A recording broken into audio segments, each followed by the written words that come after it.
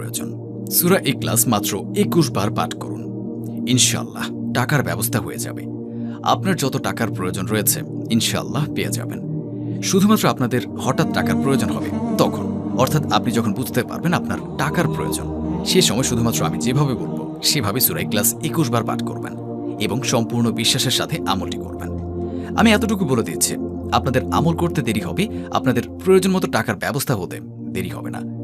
আপনারা যখন সূরা ইখলাস পাঠ করবেন তখন সেই সময় খুবই ছোট্ট একটি দোয়া রয়েছে, সেই দোয়াটি পড়তে হবে। অর্থাৎ আপনাদের শুধুমাত্র সূরা ইখলাস এবং এই আমলটির জন্য ছোট্ট একটি দোয়া পাঠ করতে হবে।